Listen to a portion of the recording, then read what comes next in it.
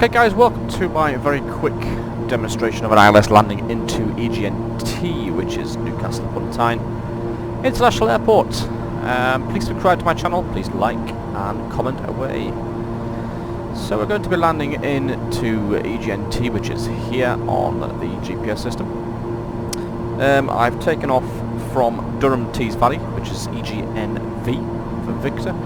As you can see there, we've got the River Tyne. This is the standard approach runway 25, which is the easterly runway coming into Newcastle, which is the active runway today.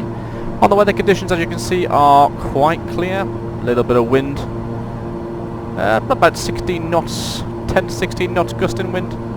Weather conditions are clear and a little bit cold today. 2 degrees outside temperature at the minute. So we're in the King Air. See, it's a standard edition, and she's a nice aircraft to fly. Coming over Newcastle upon Tyne, there's a city centre there, and usually what the aircraft do is they come in over the entrance of the port, head sort of north-ish to a lighthouse, hang a left, that'll line us up for the approach to Newcastle Airport, which is about here. So my ILS systems are set. Frequency is 111.5 for Newcastle ILS, and we should be able to pick that up around about 4,000 feet in approximately 6 miles or so. So when we get to sort of the waypoint Suppig, that's when we're going to pick up the ILS and the localizer, and that should guide us into the runway. Completely unaided, I am not going to touch the stick for this flight, so hopefully she will land us directly in. We'll keep our land speed about 125 knots.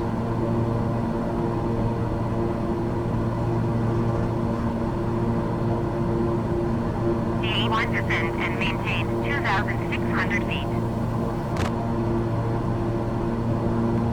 Descend and maintain 2,600 feet, bar 1.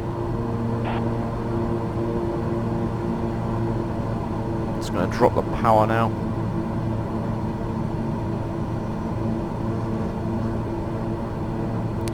So it's told us to descend to 2,600. I'm going to descend to about 2,900 just to pick the ILS up and let the ILS take over.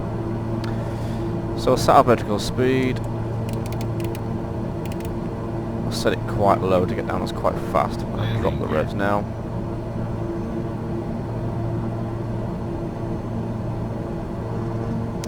You can see here that the glide slope has been picked up already, so we are actually above the glide slope at the minute. That should start to level out about 3,000, sort of 3,200 feet hopefully.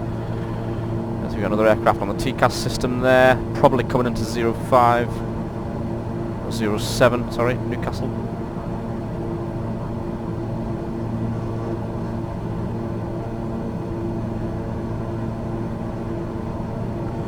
So the glide slope is active there, and we should be able to pick that up at Suppig. So if we zoom in here, we'll see where we are in relation to the GPS.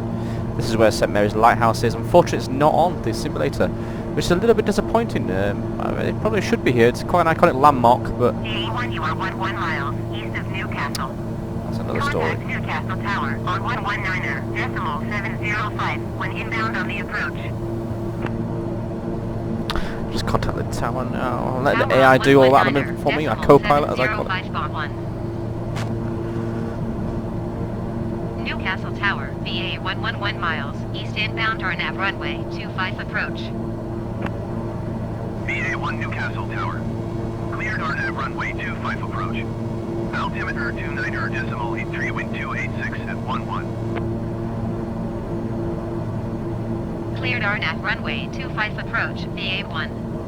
Okay, so what I'm going to do now, we're making our left turn onto the sort of final lineup for the runway now. So what I'm going to do, I'm going to drop my revs, and I'm also going to activate the localizer. So we'll press this, we'll go to CDI source, we'll go to localizer 1. So that's now lined up with the runway localizer, and I'm also going to administer the approach system. So that's the approach system now. You can just see there the glide slope system has been initiated, so we're happy to the glide slope now. And it should start descending us quite nicely to Newcastle.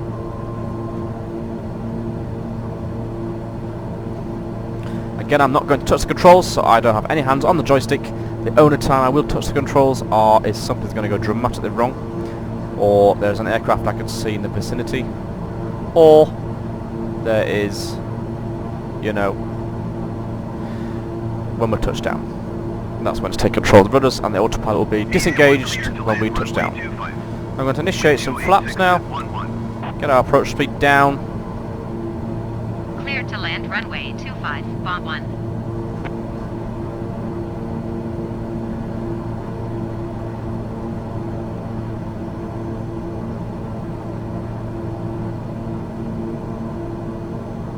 Landing gear, landing gear, landing gear, landing gear, landing gear, landing gear, landing gear, landing gear, landing gear. Okay, gonna drop the gear. I see the runway in sight now. Glide slope's a good descent rate. Localizer's fixed and locked. Flaps, let's go down to full. Let's get this airspeed down now.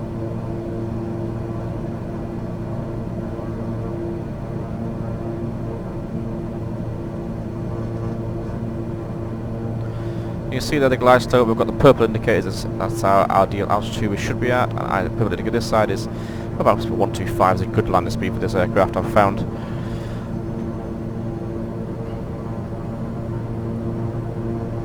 Keeping the purple markers lined up on both sides, so good and equal length. Glide slope is green, PAPI lights are 2 whites, 2 reds, so we are a good lineup.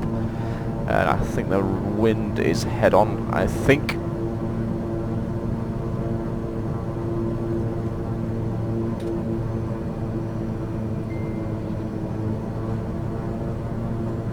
Get a little push of power there. Try and keep the speed up to 120 above.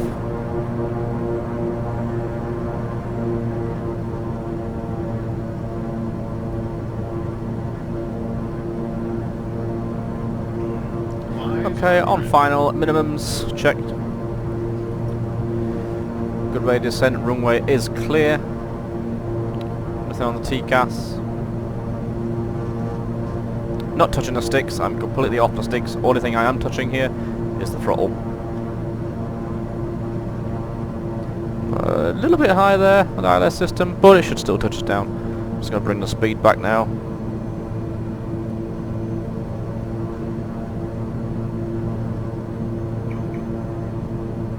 As long as we land within the parameters of the runway, we should be fine.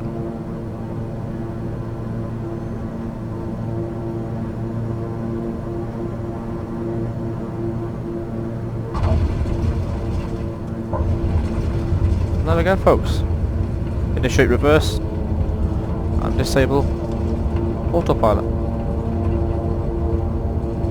Well, that is an ILS landing. You can see there that the touchdown wasn't the smoothest. It is something that they do need to fix. But in an ideal situation, you would be disabling the co-pilot. I'm not going to follow that because I have the GA stall installed on a Newcastle ground. One contact ground on 121.73. I've noticed as well we've got a little bit of stuttering going on with Flight Sim at the minute since the latest patch. I'm not running a poor system as well.